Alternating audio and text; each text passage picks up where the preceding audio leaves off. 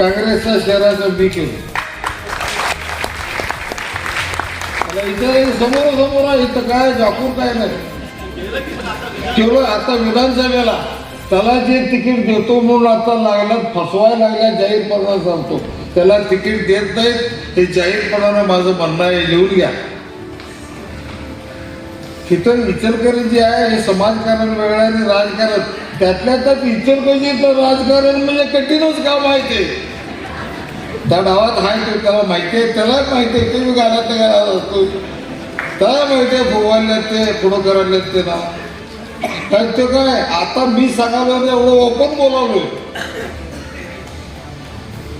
ह्याला कॅल्क्युलेशन मलाही माहिती आहे, राजकारण मलाही माहिती आहे, त्यालाही माहिती आहे. इचलकरंजीचं तिकीट कोणाला मिळणार आहे कोणाला नाही, शिरोळमधलं कोणाला मिळणार आहे, हातकणंगल्यातलं कोणाला मिळणार आहे आणि कुठल्या तालुक्यातलं कोणाला मिळणार आहे, जिल्ह्यातली 10 तिकीटं कोणाला मिळणार आहे त्याच्या खिशात चिठ्ठी आहे. मी सांगालो त्याचा वडील भाऊच आहे, मी मोठा भाऊ आहे. हा त्याचं नाव नाही त्याला माहिती आहे तरी सुद्धा मीच म्हणतोय नव्हतो. हेच राजकारण आहे. राजकारण कशाला म्हणायचं त्यालाही माहिती आहे त्याला मिळत नाही तरी सुद्धा त्याला म्हणायला लावला की नाही दादा की जय. हे राजकारण हे आहे.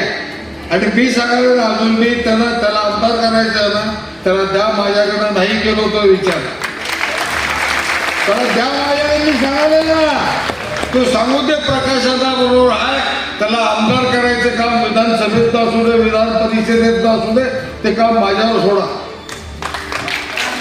सांगा ते येऊ दे की माझ्याकडं. तू माझ्याकडे आल्याशिवाय कसं करू. तू माझ्याकडे येऊ दे कुठे घेऊन जायचं तिथं त्याला घेऊन जातो सांगतो याला आमदार करायला पाहिजे. आणि काय सगळं याच्यापेक्षा ओपन. जनतेचा अधिकारनामा जाणीव हक्काची या न्यूज चॅनलला लाईक शेअर व सबस्क्राईब करण्यास विसरू नका व सदैव रहा अपडेट. जाहिराती व बातमीसाठी आजच न्यूज चॅनलशी संपर्क साधावा. 80 87 820 897.